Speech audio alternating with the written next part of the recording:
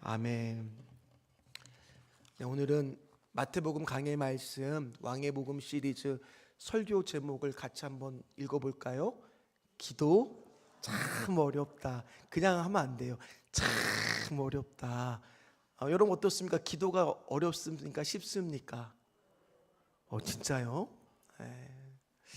여진구라고 하는 분이 있습니다. 이분이요, 가피풀이라고 하는 곳의 대표이자 규장이라고 하는 출판소가 있는데, 이 출판사는 대부분 기독교 서적을 출판하는 곳에 대표로 있는 이분이 최근에 하나님의 막내 아들이라고 하는 책을 썼어요.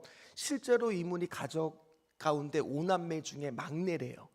그러니까 자신의 어렸을 때의 추억을 이렇게 글에 남겨놨는데, 어렸을 때부터 막내다 보니까 부모님이 어떻게 했을까요? 엄청 아끼고 끔찍하게 사랑했겠죠. 그러다 보니까 이 중학교 1학년 때 한참 철없을 때잖아요. 학교를 가면 자꾸 사고를 치는 거예요. 자꾸 크고 작은 사고를 연이어서 치다 보니까 담임 선생님이 여진구라고 하는 분한테 뭐라고 말했을까요? 가서 부모님을 모셔오라고 한 거예요. 눈앞이 캄캄해진 거예요. 혼날 것 때문에 그런 게 아니라 자기를 그렇게 아껴준 부모님이 이 학교까지 와서 선생님한테 죄송하다고 말할 그 장면이 떠오르니까 부모님 볼 면목이 없는 거예요.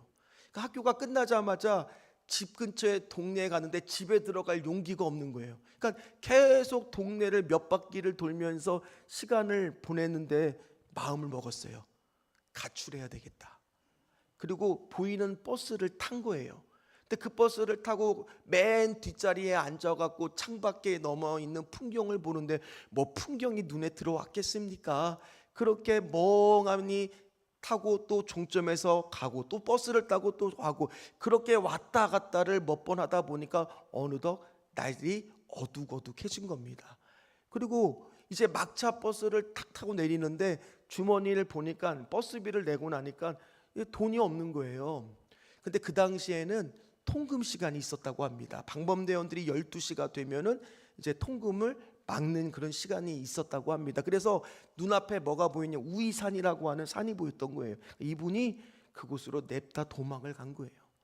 그런데 가만히 생각해 보세요. 산에 이 중학교 1학년 어린아이가 하루 종일 밥도 안 먹었어요. 그리고 저쪽에서 벌레 소리가 들려요. 그리고 산짐승 소리라도 들리면 어떻게 될까요? 얼마나 무섭겠습니까? 그러니까 밤에 잠이 왔겠습니까? 그 산에서 춥고 잠 한숨을 못 잔 건데 시간은 왜 이렇게 안 가는지, 그렇게 새벽 4시가 되니까 통금이 해제될 때 이렇게 산에서 내려와서 벤치에 앉아 있었다는 거예요.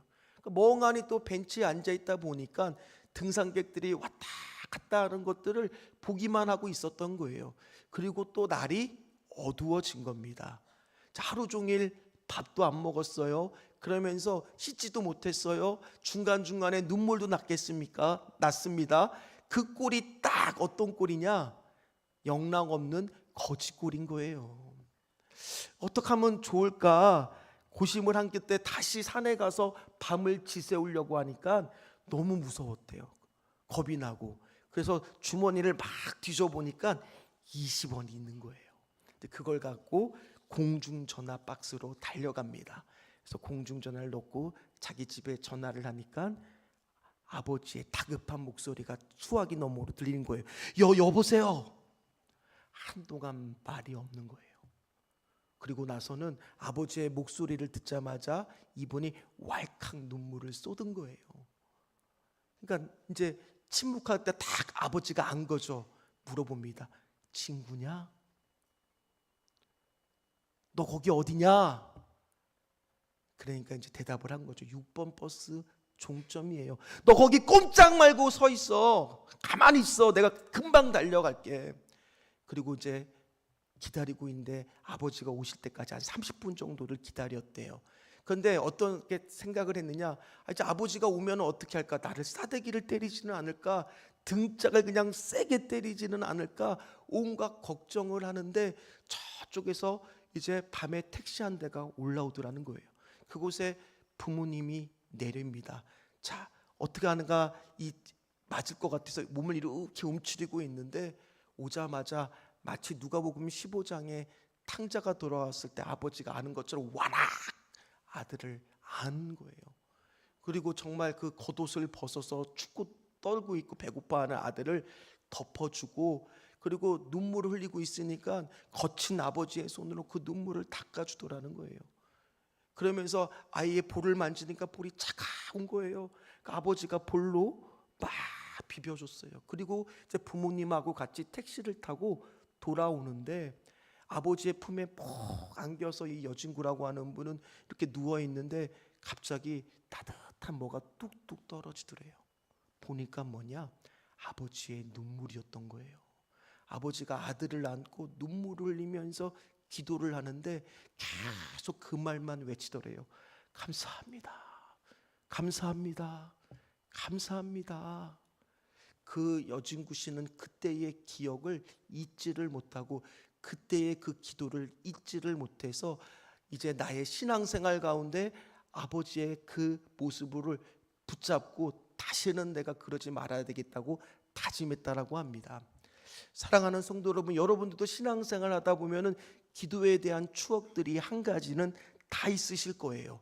어떤 성도님 같은 경우에는 누군가 나를 위해서 정말 눈물로 기도해 줬던 그런 사람들이 있었을 거예요. 뭐 선생님이 될 수도 있고 부모님이 될 수도 있고요. 때때로는 내가 주님 앞에서 눈물로 정말 간절히 기도했던 사람도 있을 겁니다. 그러나 또 이 와중에 어떤 분도 있을 거냐? 오늘 설교 제목처럼 기도가 참 어렵다. 왜냐? 남들 다 기도할 때 자기도 나름대로 열심히 기도했는데 딱 시간을 보면 5분밖에 안 흘렀어요. 어떻게 해야 되나? 그런 경험 없으세요? 있으시죠? 감사해요. 저도 있어요. 근데 고개를 이렇게 들면 남들 다 기도하고 있어요. 그러면 나 먼저 일어나기는 되게 좀 그래요. 왜요? 믿음 없어 보일까 봐. 그래서 혼자 기도하는 척으로 그냥 이렇게 고개를 왔다 갔다 거린 적 없으세요? 저만 나쁜 사람이네요. 저는 있었어요. 그러면서 어떤 생각이 드느냐? 기도가 참 어렵다. 그런 생각 한 번쯤은 다 했을 거예요. 뭐를 기도해야 될까? 과연 기도하면 응답은 있을까? 왜 응답이 안 되는 걸까? 무엇이든지 다 기도하면 될까? 헷갈리기도 하셨을 겁니다.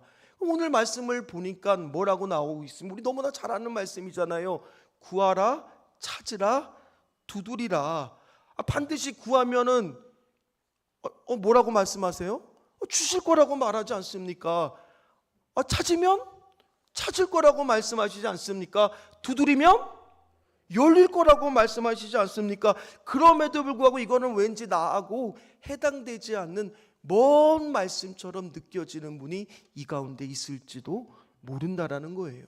우리 7절하고 8절 말씀 다시 한번 읽어볼까요?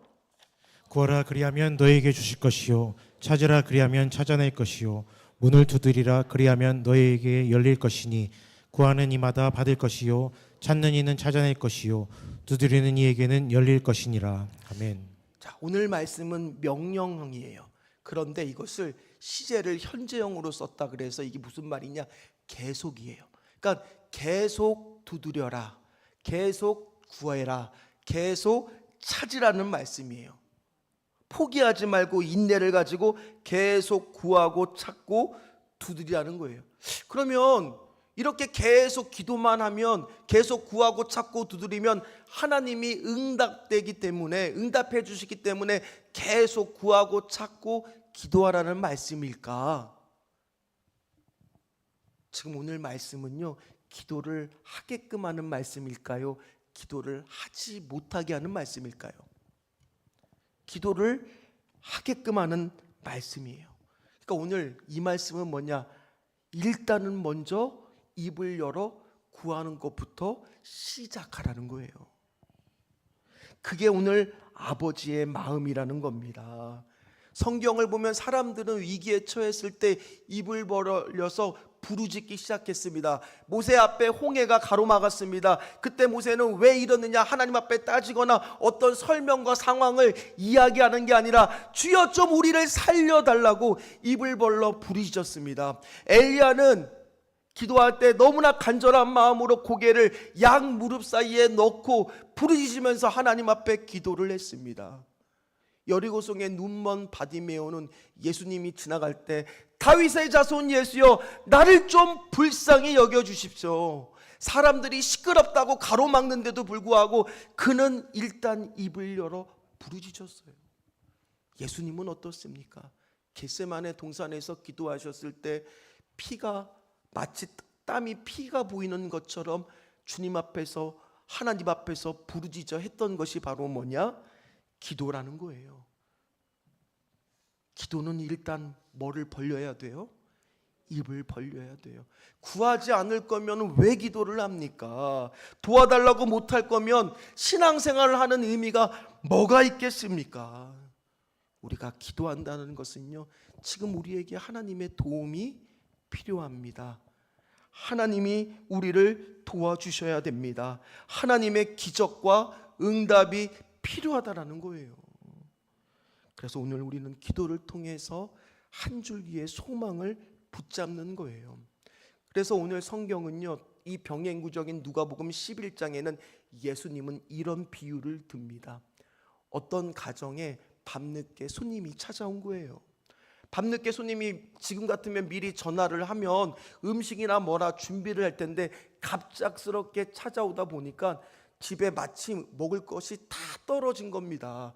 근데 그 당시는 손님을 대접하는 문화잖아요. 이거 어떻게 해야 되나? 지금처럼 편의점이라도 있으면 나가서 좀 사올 텐데 아무것도 없다 보니까 할 수 없어서 근처에 친구 집을 찾아갑니다. 친구 집도 찾아가 보니까 이미 잠자리에 다 들어오고 불이 꺼져 있는 거예요. 그 당시에 집 구조는 어떻게 되어 있느냐 하면 가축도 다 집안에 와서 한 집에서 자요. 그리고 가족들도 다 한 방에서 함께 잡니다. 그러니 누가 와서 누군가를 깨운다는 것은 그 집에 있는 모든 식구가 다 잠이 깨는 거예요. 가축조차도 다 깨는 겁니다. 그럼에도 불구하고 오늘 이 빵을 구하러 온 사람은 급한 나머지 그 문 앞에서 고민합니다. 이걸 문을 두드릴까 말까. 그런데 뻔뻔한 마음을 가지기로 했어요. 왜요? 손님이 배고프게 둘 수는 없으니까 염치불구하고 문을 두드립니다. 여보게 날쌔, 지금 좀 문을 열어주게. 저쪽에서는 잠이 깬 목소리로 대답했겠죠. 아니 무슨 일인가? 우리 집에 급하게 손님이 왔는데 먹을 게 좀 떨어졌는데 자네 집에 빵이 좀 남았으면 나에게 몇 개만 좀 빌려줄 수 있겠나? 그 안쪽에서는 뭐라고 처음에 얘기했느냐? 지금 시간이 몇 시인데 그 손님으로 하여금 배고파도 오늘은 그냥 참고 자라고 하게. 우리 가족들도 다시 자야 되지 않겠나? 그때 그 사람이 돌아섰을까? 아니에요. 아무리 생각하고 고민해도 안 되겠다 싶으니까 더 크게 문을 두드리기 시작합니다. 더 큰 목소리로 얘기합니다. 미안하지만 지금 꼭 그걸 주지 않으면 안 되니 나의 사정을 좀 봐달라고 문을 두드리는 거예요. 저는 안쪽에서 볼멘 목소리로 아니 도대체 나한테 왜 이렇게 하는가 하고 문을 열어줬을까요? 안 열어줬을까요? 먹을 것을 줬을까요? 안 줬을까요? 줬습니다. 그러면서 예수님이 그 비유의 끝에 어떤 말씀을 하느냐? 누가복음 11장 8절 말씀입니다. 같이 읽도록 합니다. 내가 너에게 말하노니 비록 벗됨으로 인하여서는 일어나지 주지 아니할 것이라도 그 간청함을 인하여 일어나 그 요구대로 주리라. 이 비유에서 그 빵을 준 친구가 하나님을 뜻하는 게 아닙니다. 사람 사이의 관계 가운데에서도 이렇게 간청하면 하나님께서 그 친구조차도 사람조차도 먹을 것을 허락하고 주는데 하물며 좋은 하나님께서 사랑하는 자녀들이 구하는데 주지 않겠느냐? 떡을 구하는데 돌을 주겠느냐? 생선을 달라고 하는데 다른 것을 뱀을 주겠느냐? 오늘 그 말씀을 하신 거예요. 그게 무슨 말씀이에요? 하나님 아버지는 오늘 구하는 자에게, 기도하는 자에게 반드시 응답하시는 분, 주시는 분이라는 거예요. 왜요? 우리 하나님 아버지는 좋은 아버지시거든요. 선하신 아버지시거든요. 그럼에도 불구하고 우리 현실에서는요, 기도 응답이 안 되면은 어떻게 생각하기가 쉽냐? 내가 믿음이 부족해서, 내가 너무 기도의 양이 부족해서, 내가 너무나 기도하지 않아서, 이렇게 생각하기가 쉽다는 거예요. 모든 책임을 다 나한테 돌리고 실패의 원인을 나한테 귀인하기가 쉽다는 겁니다. 왜 그러냐면 아마 이 말씀 때문일 겁니다. 야고보서 1장 6절에서 7절 말씀을 보면 이런 말씀이 있습니다. 오직 믿음으로 구하고 조금도 의심하지 말라. 의심하는 자는 마치 바람에 밀려 요동하는 바닷물결 같으니 이런 사람은 무엇이든지 주께 얻기를 생각하지 말라. 그러다 보니까 혹시 내가 하나님이 응답하지 않은 것은 내가 의심해서인가?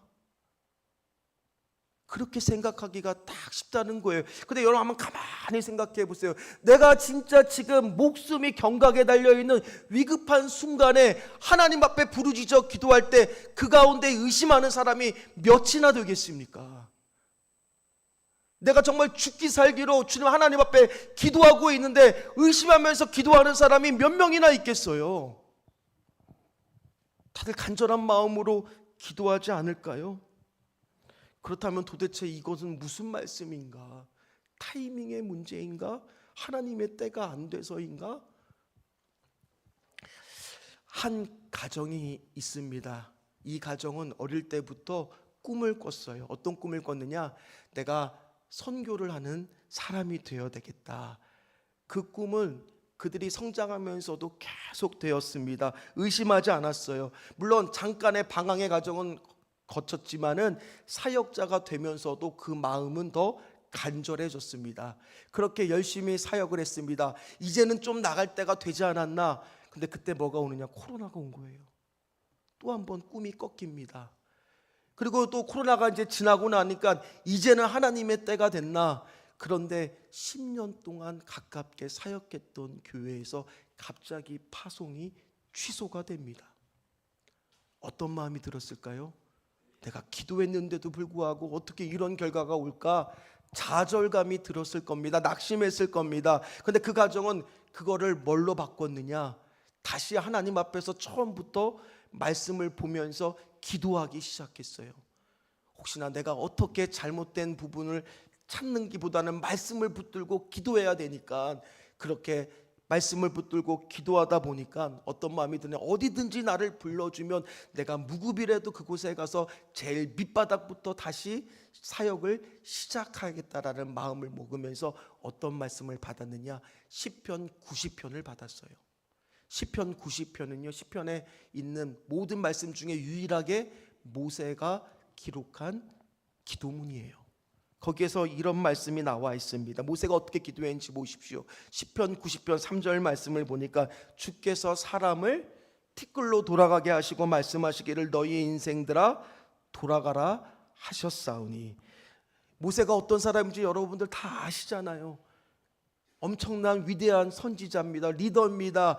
이끌고 있는 사람입니다. 근데 그 사람이 지금 뭐라고 고백하느냐? 나조차도 결국 하나님이 명령하면 하나의 티끌에 불과한 연약한 존재고 부족한 존재라는 것을 오늘 기도하면서 고백합니다. 우리는 다 누구나 마찬가지입니다. 결국에는 흙으로 돌아갈 수밖에 없는 유한한 존재입니다. 그런 그가 또 계속 이어서 어떻게 기도하냐? 5절 말씀을 보겠습니다. 주께서 그들을 뭘로 쓸었다고요? 홍수로요. 그리고 그들은 잠깐 자는 것 같으며 마치 아침에 돋는 풀 같다라고 기도하기 시작했어요. 이게 무슨 말이냐? 모세가 장전만 60명이고 여자와 어린아이들 같이 합치면 넉넉하면 100만은 넘었을 거고 200만 정도 됐을 거라는 사람들이 다 알다시피 가나안이라고 하는 목적지를 향해 갔지만은 그들이 정탐꾼을 보내고 나서는 어떻게 됩니까? 불순종하잖아요. 그러다 보니까 광야에서 그 1세대들은 다 죽을 수밖에 없는데 그들의 죽음을 다 누가 보고 있는 겁니까? 모세가 보고 있는 겁니다.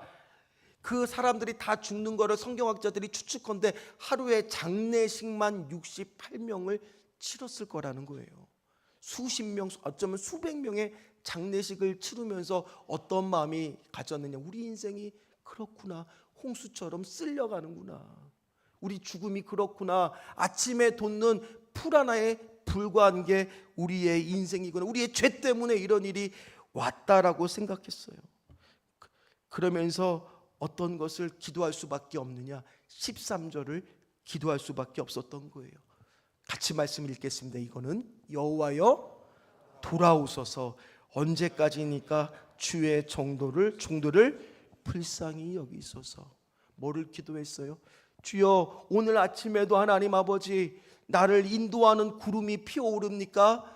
만약에 다시 그걸 통해서 주여 돌아와 주시옵소서. 저들의 죽음을 보면서 무너진 저들의 죄악을 용서하여 주시옵시고 다시 주여 임재하여 달라고, 돌아와 달라고 간절히 모세는 매일매일 기도했다라는 거예요. 그러면서 그 가정이 이 말씀을 붙들면서 결국에 하나님, 우리의 비전 가운데에서도 돌아와 주시옵소서.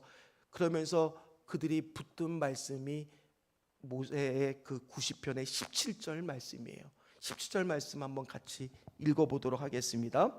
주 우리 하나님의 은총을 우리에게 내리게 하사 우리의 손이 행한 일을 우리에게 경고하게 하소서.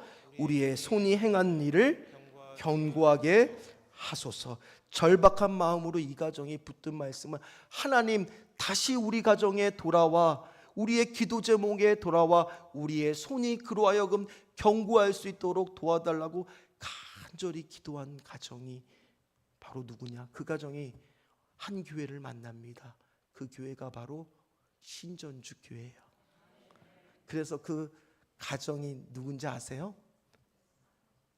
사진 한번 볼까요? 우리 서문철 목사, 이효빈 사모 가정이에요. 이번에 이집트로 파송하게 된.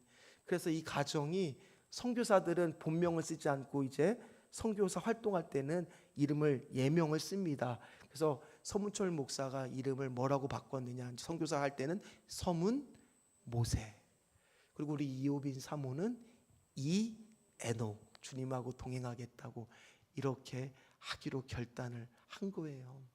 그리고 신전주께 와서 기도하면서 정말 주의 손이 우리를 경고하게 하는 것을 이 가정이 경험을 합니다.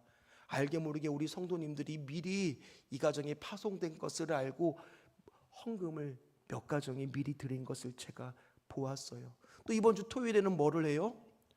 선교 바자회를 해요. 우리 성도님들이 남의 일이라 생각하지 마시고 한 가정을 파송하는 것에 우리가 다 힘을 모아서 오늘 주의 손을 경고하게 하는 일에 다 함께 해주시기를 주의 이름으로 부탁을 드립니다. 작은 것도 좋습니다. 우리가 함께 지어져가는 교회이지 않습니까?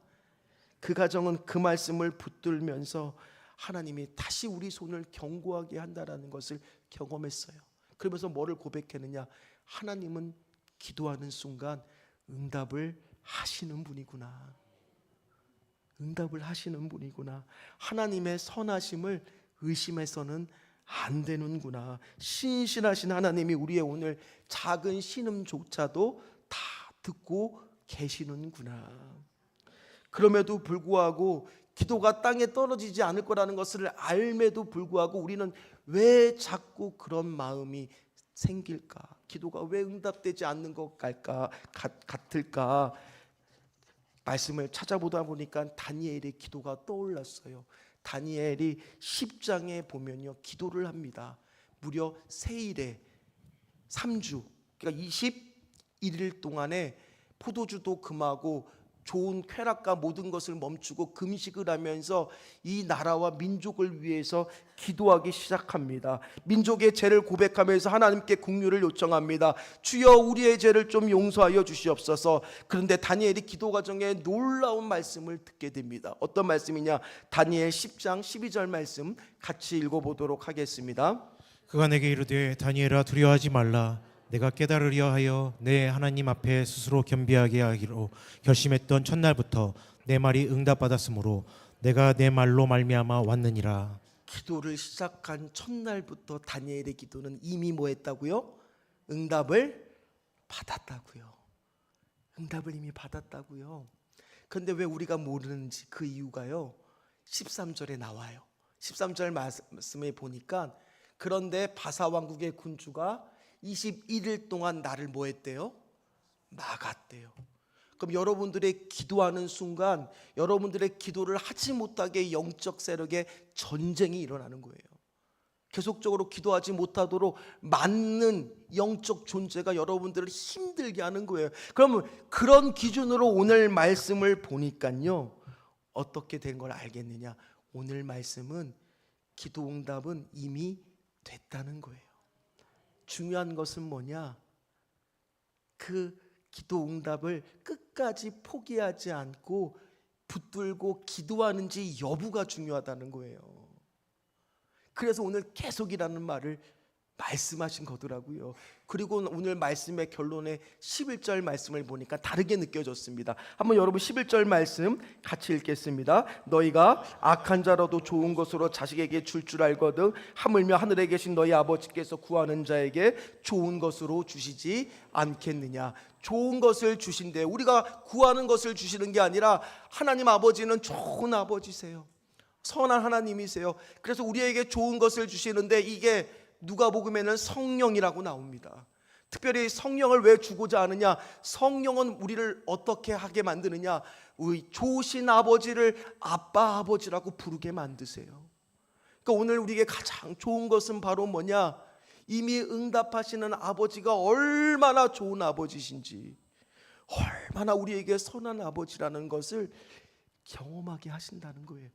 그게 좋은 거라는 거예요.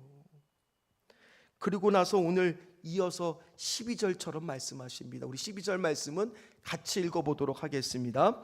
그러므로 무엇이든지 남에게 대접을 받고자 하는데도 너희도 남을 대접하라. 이것이 율법이요 선지자니라. 황금률이라고 해서 이거는요, 그러나 이게 인문학이 아니에요. 인간관계를 국한시켜서 오늘 이 말씀을 벗어는 안 돼요.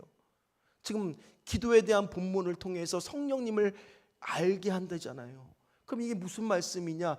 제자들에게 그 관점으로 이 말씀을 하셨다는 것으로 봤을 때는 이 말씀은 너희만 아버지가 좋은 것을 알아서만 되겠냐? 너만 아버지가 참 선한 분이라는 것을 경험해서야 되겠냐? 다른 사람도 그거를 경험할 수 있도록 해야 된다라는 말씀이라는 거예요. 사랑하는 성도 여러분, 우리 아버지는 참 좋으세요. 우리 아버지는 참 선하십니다. 말씀을 마무리하겠습니다. 여러분들이 기도하고 있을 겁니다. 그런데 여러분들이 지금 누리고 있는 모든 것이 기도의 결과일까요? 여러분들이 기도해서 하나님한테 받은 것이 많을까요? 아니면 기도하지 않았는데도 불구하고 하나님이 주신 것이 더 많을까요? 저는 그래서 무슨 말을 좋아하느냐? 빙산의 일각이라고 하는 말을 좋아합니다. 빙산이라고 하는 것은 보이는 부분은 10분의 1입니다. 보이지 않는 수면 아래에 있는 부분이 10분의 9라는 거예요. 어쩌면 우리는 지금 기도하지 않는데도 불구하고 받은 은혜가 더 많다는 거예요. 왜요? 하나님은 좋은 아버지시니까요. 하나님은 선한 아버지시니까요. 그러면 기도의 목적은 결국에 뭐냐? 응답이 아니라는 거예요. 이미 다 뭐 했다고요? 응답은 받았다고요. 기도가 응답됐을 때의 그 기쁨을 알라고 이 말씀을 한 게 아니라 기도에 응답을 해주시는 선한 아버지를, 이렇게 좋으신 아버지를 경험했을 때의 그 기쁨하고 응답받는 기쁨은 비교가 안 된다는 것을 말해주고 있는 거예요. 그 아버지를 경험해야 된다.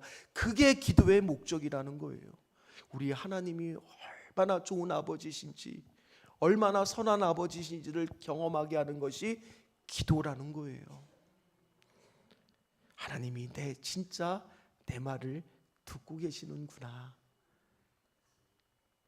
기도 참 어렵죠. 기도 참 어렵을 겁니다. 그러나 여러분들이 그 기도를 통해서, 이 영적 전쟁을 통해서 기도함으로 그 아버지를 경험하신다면, 그 기쁨을 아신다면 기도가 어렵지 않으실 겁니다.